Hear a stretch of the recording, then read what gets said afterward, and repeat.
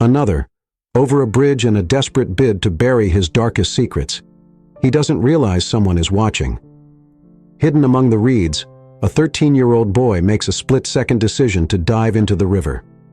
What unfolds next is a story of courage, betrayal, and how one boy's bravery uncovers a truth powerful enough to shatter lives. Before we dive into this story, let us know where you're watching from, and if you believe that a single act of bravery can change lives forever, don't forget to like and subscribe for more stories like this. The sun was beginning its descent, casting a golden sheen over the gently flowing river. 13-year-old Dylan sat crouched in the tall bushes, his fishing rod resting against a rock. This spot was his haven, a place where the noise of home could be drowned out by the hum of cicadas and the occasional splash of a fish breaking the surface. The scent of damp earth mixed with the sharp tang of the river filled the air, and Dylan took a deep breath, savoring the rare calm. Since his father's death in a factory accident 5 years ago, Dylan's mother, Jacob, had worked tirelessly as a nurse to keep their small household afloat. Their 2-bedroom home, with its peeling wallpaper and mismatched furniture, was a far cry from what Jacob had dreamed of for her son. Fishing wasn't just a hobby for Dylan. It was a necessity. A good catch meant dinner that wouldn't stretch their already thin grocery budget. Today, though, the river was unusually stubborn, the line staying taut but unyielding. Still, Dylan didn't mind. Sitting here, away from the endless hum of life's worries, was enough. His peace shattered when a loud thud reverberated through the air, jolting him upright. Dylan instinctively ducked deeper into the bushes, his heart pounding. Peering through the leaves, he spotted a black sedan stopped in the middle of the bridge just upstream. "What the?" he murmured under his breath. The car's door swung open, and a figure stepped out, moving toward the railing. Dylan squinted, trying to make out what was happening.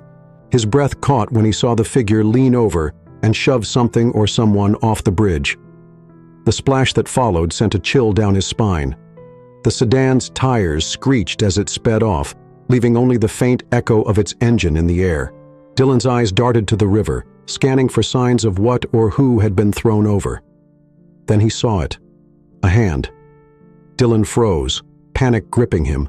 Someone was in the water, unmoving, drifting with the current. His first instinct was to run, to find someone, anyone. But the river was fast, and whoever that was didn't have much time. "Come on, Dylan," he muttered to himself, trying to steel his nerves. He kicked off his sneakers, dropped his rod, and sprinted down the muddy bank. The sharp rocks bit into his feet, but he didn't care. By the time he reached the edge, the figure was already being carried farther downstream. Without thinking, he plunged into the water. The cold was a shock, and the current was stronger than it looked. For a moment Dylan flailed, his arms and legs fighting against the pull of the river. But then he saw the figure again, closer now. An older man, his face pale and slack, bobbing lifelessly. "Hold on!" Dylan shouted, though he knew the man couldn't hear him. Pushing against the current, he swam towards the man. Every muscle in his body burned, and his lungs screamed for air, but he finally reached him. Grabbing the man under the arms, Dylan tried to keep both their heads above water. The man's weight dragged him down, and for a terrifying moment he thought he wouldn't make it. "No!" Dylan gritted through clenched teeth. With one last burst of effort, he kicked toward the shore, dragging the man through the churning water. His fingers scraped against the muddy bank, and he heaved the man onto the grass, collapsing beside him. Dylan rolled onto his back, gasping for air. His chest heaved as he stared up at the sky, now tinged with shades of orange and pink. It felt like hours before he finally turned to look at the man he'd pulled from the river. The man was older, maybe in his 70s, with silver hair plastered to his head. His face was gaunt, and there was a deep gash on his temple, blood trickling down his cheek. Dylan's stomach turned at the sight, but then he noticed the faint rise and fall of the man's chest. "He's alive," Dylan whispered in relief, but barely. The man's breaths were shallow, his body limp. Dylan patted his pockets, remembering his phone, only to realize it wasn't there. He must have left it in his rush to the river. The hospital, the only one in the area, was over an hour away. Even if he found someone to help, they might not get there in time. Dylan's mind raced as he tried to think. He couldn't leave the man here. The sun was setting, and the riverbank would be crawling with animals soon. Looking back at the man, Dylan made a decision. "I'm taking you home," he said aloud, more to himself than the unconscious stranger. The wooden door creaked open as Dylan staggered inside, supporting the elderly man's weight with trembling arms. His mother, Jacob, stood in the kitchen scrubbing a pot. The clatter of Dylan's footsteps on the threshold caught her attention, and she spun around. "Dylan, what?" Her eyes widened at the sight of the unconscious man slumped against Dylan's shoulder. She dropped the pot into the sink and rushed over. "Who is this?" she demanded, her voice rising. "I found him," Dylan panted, his breath ragged. "In the river. Someone threw him off the bridge." "What?" Jacob's voice cracked with disbelief. She hesitated for a split second before moving to grab the man's other arm, helping Dylan lower him onto the worn-out sofa. "Why didn't you call someone?" "My phone. I left it at the river," Dylan stammered, still catching his breath. "The hospital's too far. I didn't know what else to do." Jacob stared at the man. His face was pale, his clothes soaked and clinging to his frail frame. She took a step back, shaking her head. "This is serious, Dylan. We need to call for help." "No," Dylan blurted out. "We can't wait. He's alive, but barely. Please, Mom, you can help him." Jacob hesitated, her gaze flicking between her son's desperate eyes and the stranger on the couch. Finally, she let out a sharp sigh. "Fine, move aside." Jacob grabbed her first aid kit from the cabinet and knelt beside the man. Her fingers moved quickly, checking his pulse and lifting his eyelids. "Pulse is weak," she murmured, her voice steady but strained. She pulled a towel from a nearby chair and began cleaning the blood off the gash on his temple. Dylan hovered close, watching her work. "Dylan, get me some clean water," Jacob ordered. Dylan scrambled to the kitchen, returning with a bowl. Jacob dipped the towel in and pressed it gently to the man's wound. "This is deep," she muttered, mostly to herself. "He'll need stitches, but we'll have to make do for now." As she worked, Jacob noticed more signs of trauma, bruises along his wrists, as if they'd been tightly bound, and dark marks on his ribs. She pressed her lips into a thin line. "Mom, is he going to be okay?" Dylan asked, his voice small. "I don't know," Jacob admitted, dabbing antiseptic onto the cut.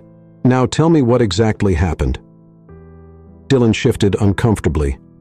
"I was fishing by the river when I saw someone throw him off the bridge." Jacob froze, the words sinking in. She turned to her son, her expression a mixture of concern and disbelief. "Did you see who it was?" "No. I was too far away, but a car stopped in the middle of the bridge. Someone got out and threw him over." Jacob's hands faltered for a moment before she steadied herself. "You're sure about this?" "Yes." Dylan nodded firmly. "It was a black sedan. It sped off right after." Jacob let out a slow breath, her face tightening. "What have you gotten us into, Dylan?" Dylan swallowed hard. "I don't think that far, Mom. I just knew he was going to drown if I didn't save him." Jacob didn't respond right away. She focused on wrapping a bandage around the man's head. "We'll keep him stable for now. Once he wakes up, we'll figure out what to do." That evening, Jacob and Dylan sat together on the couch, the stranger resting on a makeshift cot they'd set up on the floor. His breathing was steady, but he hadn't stirred. The old TV flickered in the dimly lit room, the evening news playing in the background. Dylan poked at his dinner, his appetite gone. Jacob leaned forward, her arms crossed, keeping an eye on the man. "Breaking news tonight," the anchor announced. "Ethan William, a prominent billionaire and philanthropist, has been reported missing. William, known for his extensive charity work and leadership in the William Foundation, was last seen leaving his estate early this morning." Dylan froze, his fork halfway to his mouth. "Mom." "Shh," Jacob said, her eyes glued to the screen. The report continued, showing a picture of an elderly man with sharp features and silver hair. Authorities say his car was found abandoned near the Riverway Bridge earlier today, sparking fears of foul play. A massive search is underway. Anyone with information is urged to contact local authorities immediately. Jacob turned to look at the man lying on the floor. Her stomach churned as she compared his face to the one on the screen. The resemblance was undeniable. "It's him," she said, her voice barely above a whisper. Dylan's eyes widened. "You mean he's the billionaire? The one they're looking for?" Jacob nodded slowly. "Yes, Dylan. That man in our house is Ethan William." For a moment they sat in stunned silence, the weight of the revelation sinking in. "What do we do now?" Dylan finally asked. Jacob stood, her expression firm. "We wait. If he wakes up, we need to know what happened. Until then, we keep quiet. No one can know he's here." "But what if the people who hurt him come looking?" Dylan's voice wavered. Jacob placed a hand on his shoulder, meeting his gaze. "We'll deal with that if it happens. This just got a lot more complicated. Do you think Dylan did the right thing by taking the man home instead of calling the authorities? Could his bravery have unintended consequences? Let us know your thoughts in the comments below. And if you're intrigued to see how this story unfolds, don't forget to like this video and keep watching to find out. The first sign of movement came just after dawn. Dylan was curled up in a chair by the cot, his head resting against his arm, while Jacob busied herself in the kitchen. A low groan pulled Dylan from the edge of sleep. "Mom! He's waking up!" Dylan scrambled to his feet as Ethan stirred, his face twisting in discomfort. Jacob rushed over, kneeling beside the cot. "Sir, can you hear me?" Ethan's eyes fluttered open, his gaze unfocused and hazy. His lips moved, but no sound came out at first. After a moment he managed to grasp, "Where am I?" "You're in my home," Jacob said gently. "My son found you by the river. You were hurt." Ethan blinked, his brows furrowing as if trying to process her words. He raised a trembling hand to his bandaged head, wincing at the touch. "The river," he whispered, his voice hoarse. "You need to rest," Jacob said firmly, adjusting the blanket covering him. "No! Wait!" Ethan's voice grew a little stronger, though his words were still slurred. "What? What happened to me?" Dylan asked, stepping closer. Ethan's eyes locked onto Dylan, confusion clouding his expression. "No, I don't. I can't." His voice trailed off, and his head fell back against the pillow. Later that morning, Ethan sat propped up against a pile of cushions, sipping weak tea that Jacob had made for him. His hands trembled slightly, but the warmth seemed to help. Dylan hovered nearby, watching him intently. "Did you save me?" Ethan said suddenly, his voice steadier now, but still tinged with uncertainty. Dylan nodded. "Yeah, I pulled you out of the river. You were floating, barely breathing." Ethan's hand tightened around the cup, his knuckles whitening. "The river," he murmured, staring into the tea as though it held answers. "You don't remember how you got there?" Jacob asked, sitting across from him. He shook his head slowly. It's all blurry. I remember driving. There was a car, another car, then..." His eyes narrowed, and he winced as if the memory caused him physical pain. "I don't know." "I saw someone throw you off the bridge," Dylan blurted out. Ethan's gaze snapped to him, his eyes widening. "What?" "There was a black sedan," Dylan said, his voice trembling slightly. "It stopped in the middle of the bridge. Someone got out and then... they threw you over." Ethan leaned back, his face pale. His breathing grew heavier, and Jacob stepped in quickly. "Dylan, that's enough for now. He needs time." Dylan frowned but nodded, stepping away to give Ethan space. "It's okay," Ethan said quietly after a moment, his voice calmer. He glanced at Dylan. His lips twitched into the barest hint of a smile. "Thank you for saving me." Over the next day, Ethan's strength began to return, though his memory remained patchy. Jacob made him light meals, fussing over his condition, despite his insistence that he was fine. Dylan, meanwhile, spent every free moment sitting by Ethan's side, peppering him with questions. "Do you remember your name yet?" Dylan asked one afternoon, leaning forward eagerly. Ethan hesitated, his brow furrowing. Ethan William," he said slowly, as if testing the words. "Like the guy on the news?" Dylan's eyes widened. Jacob, who was folding laundry nearby, shot Dylan a warning look. "Dylan, don't push!" "It's fine," Ethan said, waving a hand. He turned to Dylan. "The news, huh? What are they saying?" Dylan hesitated.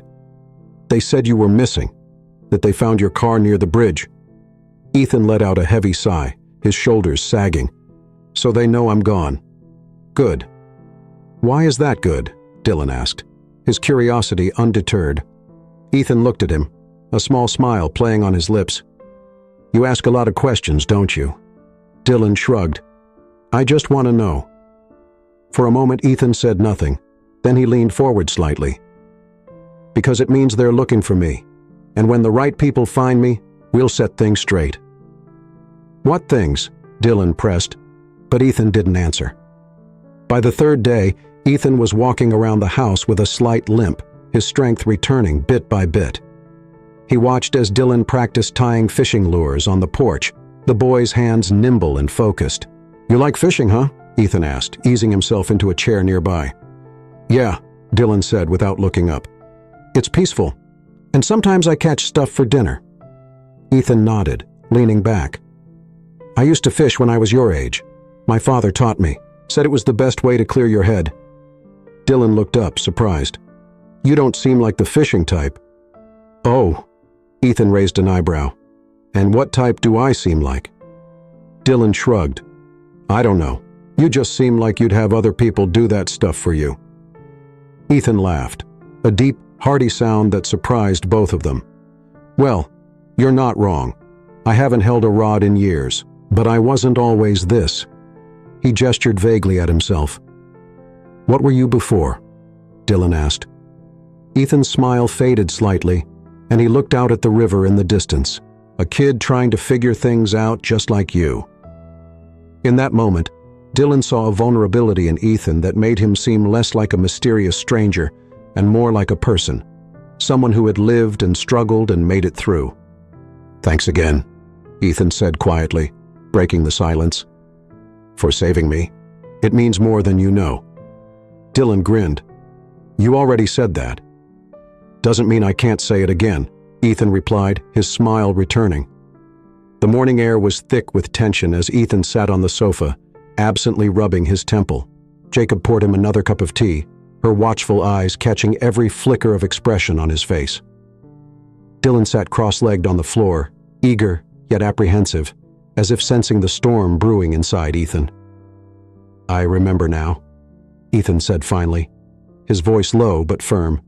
Jacob paused, her hand tightening around the teapot. "What do you mean? What do you remember?" Ethan took a deep breath, his hand trembling slightly as he set the cup down. "The bridge. The man who threw me over." He looked at them, his eyes sharp and filled with something darker than just fear. "It was Alan, my son-in-law." Dylan's mouth fell open. "Your son-in-law?" Ethan nodded, his jaw tight. "He's married to my daughter, Emma. I trusted him, gave him access to everything. My finances, my foundation, my entire estate." Jacob frowned, crossing her arms. Why would he do something like this? What could drive a man to try to kill his own father-in-law? Ethan's expression hardened, a bitter laugh escaping his lips. Greed. That's what drives men like Alan. Ethan leaned forward, his hands clasped tightly as he spoke, each word weighted with anger and betrayal. For years, I let Alan handle my affairs. I thought I was giving Emma a stable future by keeping him involved. But recently I started noticing discrepancies, small at first, missing funds here, inflated invoices there.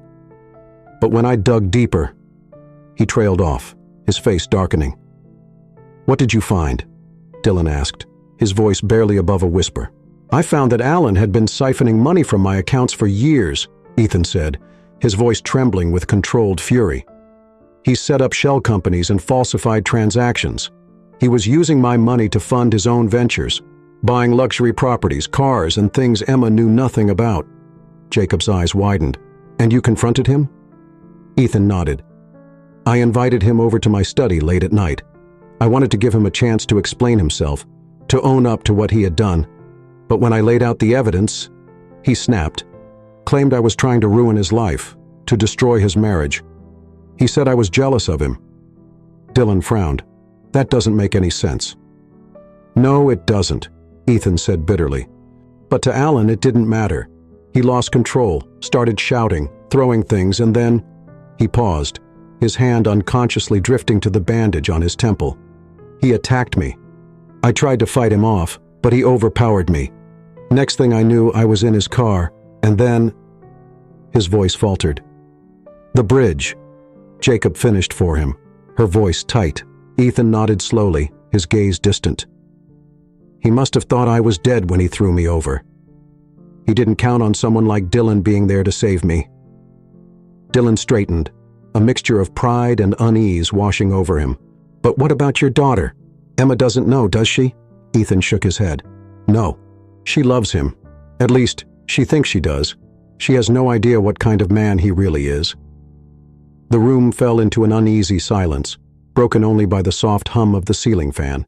Jacob stood by the window, peering out, as if expecting Alan to show up at any moment. We can't keep this quiet, she said finally, turning to face Ethan. This is attempted murder, Ethan. We need to call the police. Ethan stiffened, his hands gripping the armrests of the sofa. Not yet. Not yet? Jacob repeated, incredulous. What do you mean, not yet? That man tried to kill you. He could come back to finish the job. I know that, Ethan snapped, his voice rising for the first time. He softened almost immediately, running a hand through his silver hair. I know, but if we go to the police now, without any preparation, Alan will deny everything. He has resources and connections.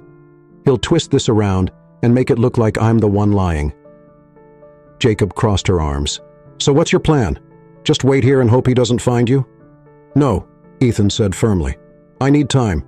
Time to gather evidence to make sure Alan can't wriggle his way out of this. I have documents, records, everything to prove what he's done. But they're at my house, in my office. And how do you plan on getting them?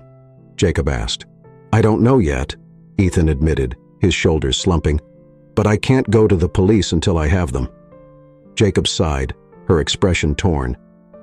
Ethan, I understand where you're coming from, but my priority is my son. If Alan finds out you're here... She glanced at Malik, who was watching them both intently. I can't put my family in danger. I'll make sure that doesn't happen, Ethan said quickly. I'll leave if I have to, but please just give me a day or two to figure this out. Jacob hesitated, her protective instincts warring with her empathy. Finally, she nodded, though her expression remained grim. You have 2 days, Ethan. But after that, we're going to the police, with or without your evidence. Fair enough, Ethan said quietly, though the tension in his jaw betrayed his unease. Malik looked between them, his young face serious. If you need help, I can— No! Jacob cut in sharply. You've done enough, Malik. You saved his life, but this isn't your fight. But, Mom? No buts, she said firmly, her tone leaving no room for argument. Ethan placed a hand on Malik's shoulder, offering a small smile. Your mom's right. You've already done more for me than I can ever repay. Let the adults handle this now. Malik frowned but nodded reluctantly, his gaze dropping to the floor. That evening, as the house settled into an uneasy quiet, Ethan sat by the window, staring out at the darkened street. Jacob's words echoed in his mind, and he couldn't blame her for being cautious. Alan was dangerous, more dangerous than anyone in this house truly understood. But Ethan also knew one thing for certain. Alan wasn't going to get away with this. Alan William paced the polished floor of his office, his usually composed demeanor fraying at the edges. The news from the private investigator he'd hired was troubling. Very troubling. The river search team had found nobody. Ethan wasn't where Alan had expected him to be. This isn't possible, Alan muttered, running a hand through his neatly combed hair. He turned sharply to face the investigator, a wiry man with a thick file under his arm. It's possible he survived, the investigator said cautiously. The current wasn't as strong that night. Someone could have pulled him out. Alan's lips curled into a sneer. Someone? Who? That area is practically deserted. Did you find anything? Anyone? The investigator hesitated before replying. There was a boy, a local kid. Someone reported seeing him near the bridge that evening, but we don't have a name yet. We're looking into it. Alan clenched his fists, his mind racing. Find him, he snapped, and whoever else is involved. I want this handled quietly. No loose ends. Yes, sir, the investigator replied, already stepping back toward the door. As the man left, Alan poured himself a drink, his hand trembling slightly as he raised the glass to his lips. If Ethan were alive, it wouldn't just be his embezzlement that was exposed. Attempted murder would land him behind bars for life. Alan couldn't let that happen. Dylan was walking home from school when he spotted the car for the first time. It was sleek, black, and parked just down the street from his house. At first he thought nothing of it. It was just a car. But when he saw it again the next day, parked in the same spot, his unease grew. Mom, do we know anyone who drives a black car? Dylan asked that evening as Jacob prepared dinner. Jacob paused, turning to look at him. Why do you ask? I've seen one parked down the street a couple of times. It's just sitting there. No one gets out. Jacob's face darkened. Dylan, listen to me. If you see that car again, you don't go near it. You come straight home. Do you understand? Yes, ma'am, Dylan said, his voice small. Jacob walked to the window, pulling the curtain aside just enough to peek out. The street was quiet, but her gut told her something wasn't right. She glanced back at Ethan, who was sitting in the corner, deep in thought.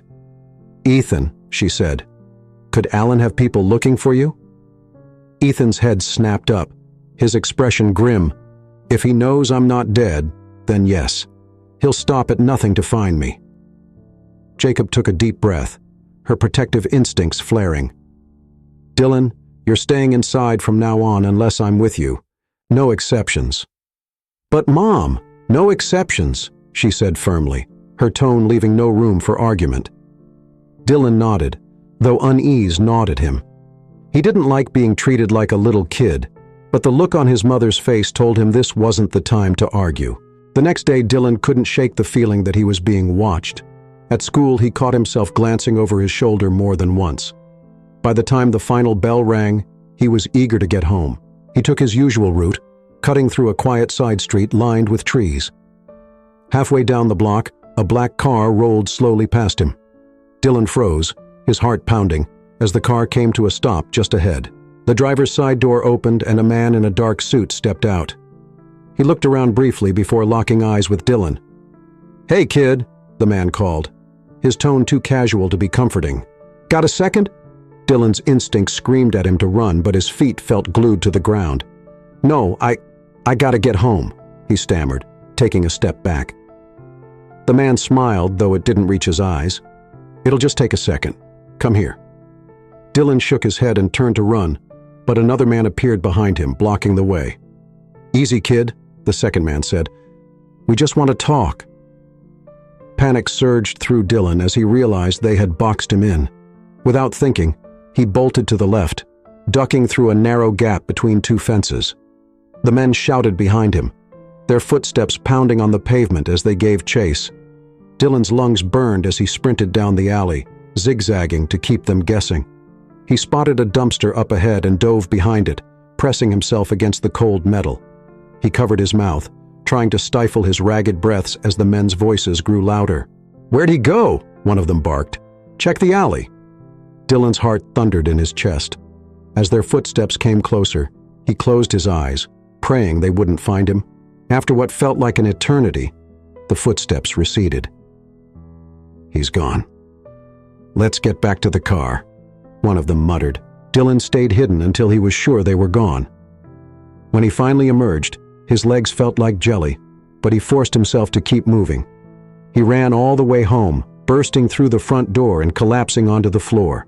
Dylan! Jacob cried, rushing to his side. What happened? They tried to grab me, Dylan gasped, his voice shaking. Jacob's face went pale. She looked at Ethan, who was already standing, his expression grim. Alan's men, Ethan said. It wasn't a question. This is getting too dangerous, Jacob said. her voice trembling with a mix of fear and anger. Ethan sat at the kitchen table, a faint frown etched across his face as he flipped through a notebook Jacob had given him. Dylan sat across from him, watching as Ethan scribbled dates and figures onto a fresh page. Jacob, leaning against the counter with her arms crossed, broke the silence. "Are you sure you remember everything?" she asked, her voice laced with concern. "I don't have much choice," Ethan replied, not looking up. "Alan was sloppy, but I need to make sure the pieces fit together before I hand anything over." He paused, rubbing his temple as the details slowly came back. There were unauthorized transfers, large sums moved to offshore accounts, ones I didn't recognize. Alan thought he was clever, but the paper trail is there. I had flagged these transactions before he attacked me. "And those records are in your office?" Jacob asked. Ethan nodded, locked in a safe. "If we can get them, it'll be enough to prove his guilt." "But how do we get them?" Dylan asked. "Won't Alan be watching your house?" "He will," Ethan admitted. "But that's where we'll need help." That evening, Jacob made a call. 30 minutes later, her brother James arrived. A retired detective, James carried himself with the quiet confidence of someone who had seen it all. "What's going on, Jacob?" James asked as he stepped into the living room. His sharp eyes quickly took in the tension in the room and the stranger sitting at the table. "This is Ethan," Jacob began, her tone serious. "He's in trouble, big trouble, and we need your help." James listened as Jacob and Ethan recounted the events of the past few days. By the time they were done, his expression was grim. "So let me get this straight," James said, leaning forward. "This Alan guy embezzled money from you, tried to kill you, and now he's got people out looking for you?" "Exactly," Ethan said. "And I have the evidence to bring him down, but it's locked in my house. I can't risk going back there alone." James scratched his chin thoughtfully. "All right, here's what we'll do. First, I'll have some of my old contacts keep an eye on the house. If Alan has people watching it, we'll know. Second, I'll help you plan a way to get those documents without getting caught." "And Dylan?" Jacob asked, her voice tight. "I'll make sure he's safe," James assured her. He glanced at Dylan, who was sitting quietly. "You've got guts, kid, but leave the dangerous stuff to us, all right?" Dylan nodded, though the determined look in his eyes didn't waver. The next day, Jacob and Ethan sat in the living room, a digital recorder between them. The plan was risky, but it might buy them enough time to gather the evidence they needed. "Are you sure about this?" Jacob asked, adjusting the microphone. Ethan nodded. "It's the best way to put pressure on Alan without giving away where I am. If he thinks the public knows about his crimes, he'll panic." Jacob hesitated before pressing the record button. "All right, whenever you're ready." Ethan cleared his throat, his voice steady as he began to speak. "My name is Ethan William. If you're hearing this, it means I've survived an attempt on my life by Alan Foster, my son-in-law. For years I trusted Alan with my finances and my family. I believed he had my daughter's best interests at heart. But I was wrong." He paused, his jaw tightening. "Alan has embezzled millions from me, using my accounts to fund illegal ventures. When I confronted him, he tried to kill me, throwing me off the Riverway Bridge.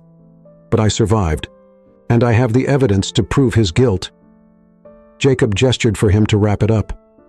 "To Alan," Ethan said, his voice firm, "you may think you've won, but the truth is coming, and when it does, there will be no escaping justice."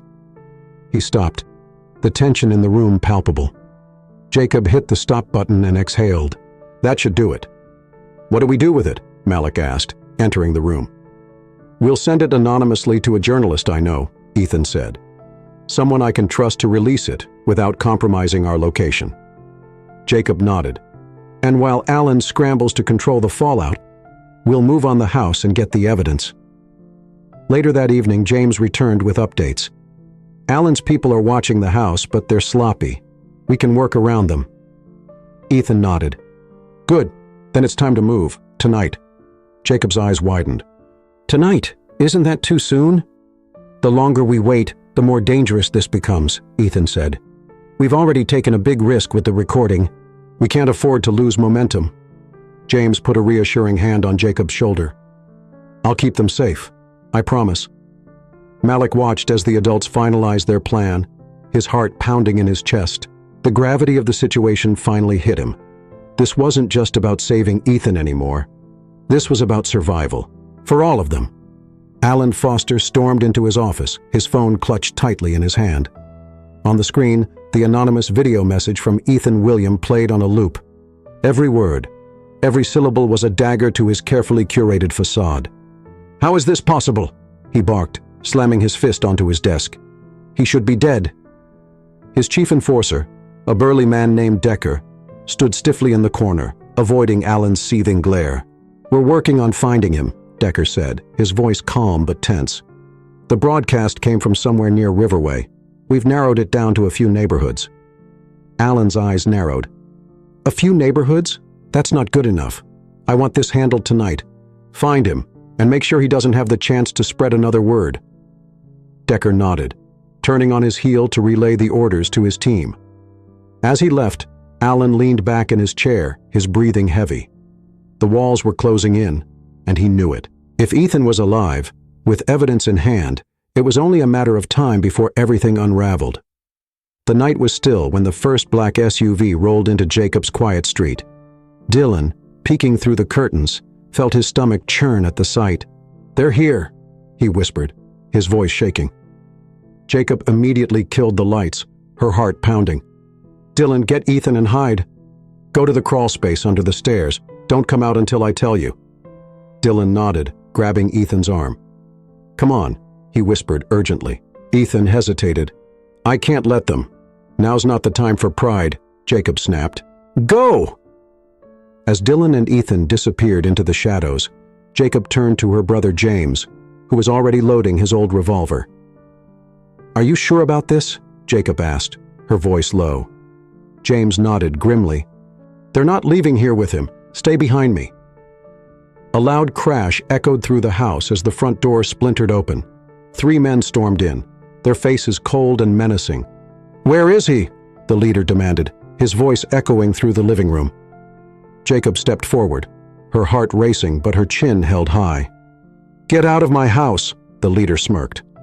"Lady, you're out of your depth. Hand him over and we'll leave without any trouble."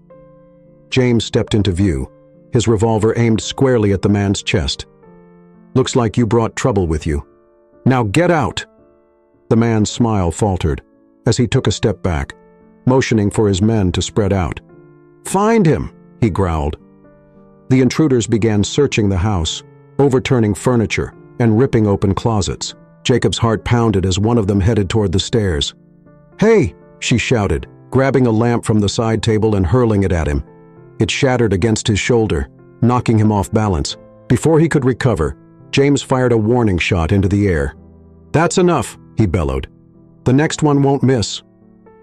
The leader raised his hands, a thin smile returning to his face. "All right, old man. No need to get trigger happy." But the tension snapped like a rubber band when Decker appeared from the hallway, dragging Dylan out of the crawl space by his arm. "Found the kid," he sneered. Jacob's blood ran cold. "Let him go," Decker laughed. "Not until you tell us where the old man is." "I'm right here," Ethan's voice rang out as he stepped into the room. Jacob turned, her eyes wide with shock. "Ethan, no!" Ethan held his hands up, his gaze locked on Alan's men. "Let the boy go. This is between me and Alan." Decker shoved Dylan toward Jacob, who caught him and pulled him close. "Smart man," Decker said, stepping forward. But before he could grab Ethan, James fired another shot, this time grazing Decker's arm. "Back off!" Chaos erupted. The men lunged at James and Jacob, a scuffle breaking out in the cramped living room. Ethan used the distraction to grab a fire poker, swinging it wildly and knocking one of the intruders to the ground. "Let's go!" the leader shouted, realizing they were outmatched. He and his men retreated, dragging Decker with them. As they fled into the night, James locked the door behind them, breathing heavily. "Is everyone okay?" Jacob asked, her voice trembling. Dylan nodded, though his hands were still shaking. Ethan placed a steadying hand on his shoulder. "You were brave, kid. Thank you." The next morning, James called in a favor from an old friend in the force, tipping off the authorities about Alan's crimes and whereabouts. "This has to be airtight," James said, handing over the folder Ethan had risked his life to retrieve. No leaks. Alan can't know this is coming. By noon, the police raided Alan's estate, finding enough evidence to arrest him on charges of embezzlement and attempted murder. Alan was dragged out of his mansion in handcuffs, his usual smug demeanor replaced with a cold glare. "This is ridiculous," Alan shouted at the cameras swarming his driveway. "I've done nothing wrong." But as the evidence piled up, his protests grew weaker. Ethan's testimony, combined with the bank records and the anonymous video, painted a damning picture. That evening, Dylan, Jacob, and Ethan watched the news in silence as Alan was led into the courthouse. "They got him," Dylan said, a hint of relief in his voice. Ethan nodded, though his expression remained solemn. "It's not over yet. He'll fight this with everything he's got, but at least now the truth is out." Jacob placed a hand on his arm. "And he can't hurt you or us anymore."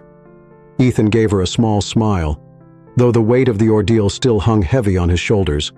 For the first time in weeks, he allowed himself to believe that justice might prevail. The courtroom was packed. Journalists lined the back, their pens poised to capture every moment, while spectators whispered among themselves. The tension was palpable as the judge entered, calling the court to order. Alan sat at the defense table, his face impassive but his eyes cold. Ethan, sitting across from him at the prosecution's table, met his glare with quiet resolve. The prosecution wasted no time.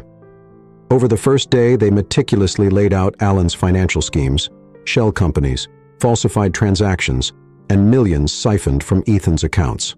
Screens displayed graphs, spreadsheets, and emails, each one tying Alan deeper into the web of deceit. On the second day, Ethan took the stand. "Mr. William," the prosecutor began, "can you describe your relationship with the defendant, Alan Foster?" Ethan adjusted his tie, his voice steady at the emotional weight of the moment. "Alan is married to my daughter, Emma.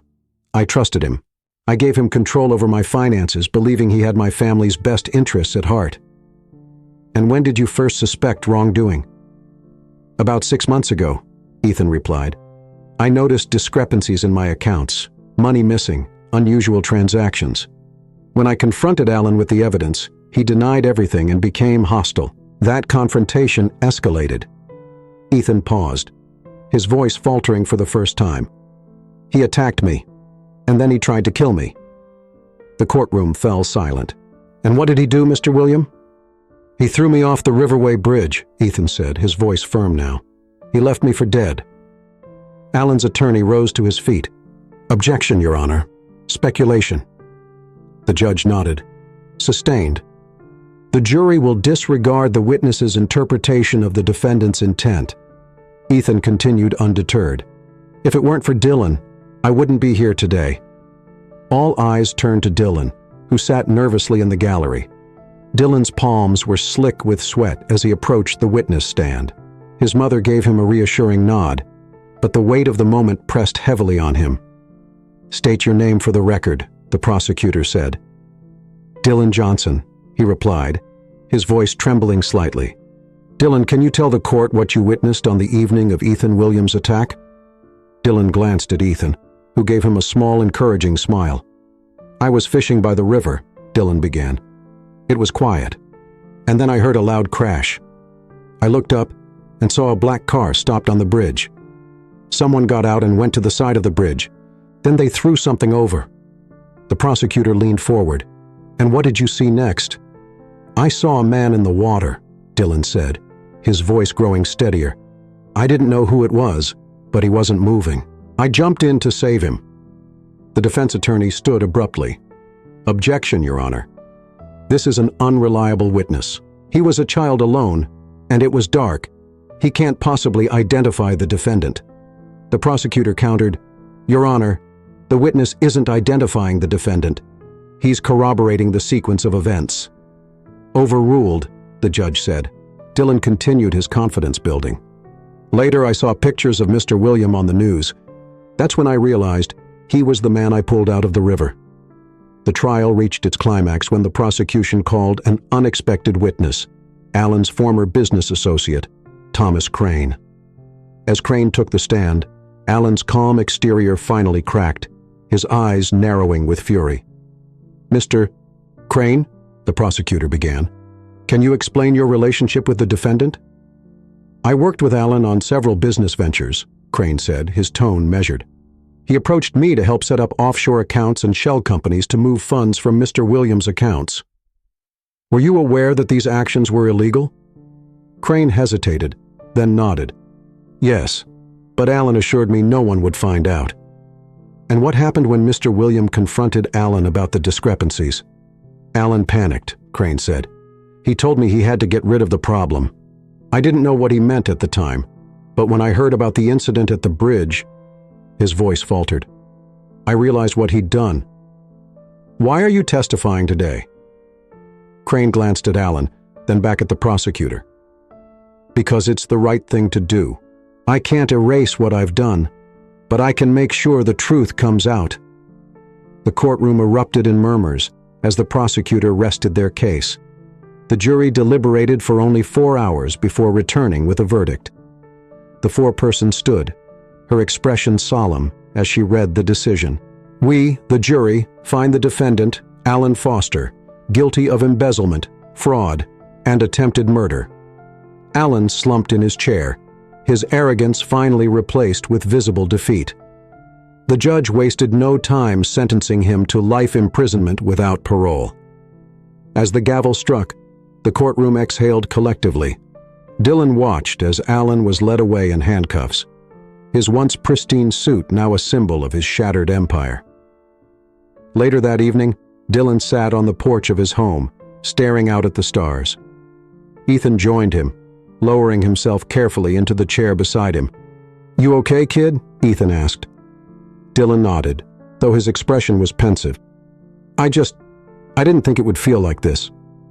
"Like what?" Dylan shrugged. "I thought I'd feel happy, like it was all over, but it's not, is it?" Ethan smiled faintly. "No, it's not. Things like this leave a mark. But you did something incredible, Dylan. You saved me, and you helped bring a dangerous man to justice. That's no small thing." Dylan looked at him, his young face thoughtful. "Do you think people like Alan ever change?" Ethan shook his head. "I don't know, but what matters is that people like you exist, the kind who step up when it matters most." Dylan smiled, a small but genuine expression. He felt the weight lifting, replaced by a quiet sense of pride. It was a sunny afternoon when Ethan William returned to Jacob's modest home, this time with no shadow of fear hanging over them. He arrived in a sleek but understated car, carrying an envelope and a warm smile. Dylan greeted him at the door, surprised, but genuinely happy to see the man he had saved weeks earlier. "Ethan," Dylan said, stepping aside to let him in. "Good to see you, Dylan," Ethan replied, clapping a hand on the boy's shoulder. "Is your mother home?" Jacob appeared from the kitchen, wiping her hands on a towel. "Ethan," she said warmly, though her tone still carried a hint of formality, "what brings you back so soon?" "I wanted to express my gratitude properly," Ethan said, settling onto the couch. He placed the envelope on the coffee table, sliding it toward her. "What's this?" Jacob asked, eyeing it suspiciously. "Open it," Ethan urged, his smile widening. Jacob hesitated, then picked up the envelope and pulled out a neatly folded letter and a check. Her eyes widened as she scanned the figures, her hand flying to her mouth. "Ethan, this is too much." "It's not nearly enough," Ethan said firmly. "You and Dylan saved my life, Jacob. If it weren't for you, I wouldn't be here to see justice served. This is my way of ensuring that your family has everything it needs." Jacob's voice wavered. "But this is more money than we've ever seen. I don't know if we can accept it." Ethan shook his head. "Consider it an investment. And it's not just money." He looked at Dylan, who was watching the exchange with wide eyes. "Dylan, I've arranged for you to attend St. Gabriel's Academy. It's one of the best schools in the state. You'll get a full scholarship, and anything you need, books, transportation, supplies, it's all covered." Dylan's jaw dropped. "You mean, I can go to St. Gabriel's? For real?" "For real," Ethan said with a chuckle. "It's the least I can do for someone as brave as you." Jacob blinked back tears, her hand tightening around the letter. "Ethan, I don't know what to say." "Say yes," Ethan said softly, "and let me do this for you." Jacob nodded, her voice barely above a whisper. "Yes, thank you. From the bottom of my heart, thank you." A week later, Dylan stood in the small bedroom he shared with his younger cousin, carefully packing a backpack for his first day at St. Gabriel's. His fingers brushed over the new notebooks and pristine uniform, and he paused, taking a deep breath. The past month felt like a whirlwind, saving a life, testifying in court, and now preparing for a fresh start at a school he'd never dreamed of attending. But more than the external changes, something inside him had shifted. "Dylan," Jacob called from the hallway. "Hurry up, or you'll miss the bus." "Coming!" Dylan shouted back, zipping the bag. Before he left, he caught a glimpse of himself in the mirror. For the first time, he saw more than just a boy from a small town. He saw someone brave, someone capable of making a difference. As he headed to the bus stop, Dylan thought about the bridge, the moment he dived into the water without hesitation. That decision had changed everything, not just for Ethan, but for himself. He realized now that courage wasn't about being fearless. It was about taking action despite the fear. That Saturday, Ethan arrived at their home again, this time with a small gift box in hand. Dylan was in the backyard, tinkering with a fishing rod he hadn't touched in weeks. "Still at it, huh?" Ethan said, stepping onto the lawn. Dylan grinned. "Yeah, it's how it all started, isn't it?" "It is," Ethan said with a chuckle. He held out the box. "I got you something." Dylan took it, opening the lid to reveal a custom fishing lure engraved with his initials. "Wow," Dylan said, running his fingers over the metal. "This is awesome." "Thanks, Ethan." "You earned it," Ethan said. He hesitated, his expression softening. "Dylan, I want you to know I think of you as family now, like the grandson I never had." Dylan's throat tightened, but he managed to smile. "You're family to me, too." Ethan nodded, his voice thick with emotion. "I'll visit often, I promise. And if you ever need anything, you call me, no matter what." "I will," Dylan said earnestly. That evening, Dylan walked down to the riverbank alone. He stood on the bridge, looking down at the water that had once terrified him, but now seemed calm and inviting. This was where it all began, the moment that turned his world upside down and set him on a path he never could have imagined. He thought about the man who had tried to kill Ethan, now sitting behind bars. He thought about Ethan's gratitude and the new opportunities waiting for him. But most of all, he thought about how one decision, one act of courage, had changed not just Ethan's life, but his own. As the sun dipped below the horizon, Dylan smiled to himself. The river flowed again, endless and unyielding, just like life, and Dylan was ready for whatever came next. "I'm ready," he said. "I'm ready to go." "I'm ready," Dylan said. "I'm ready to go."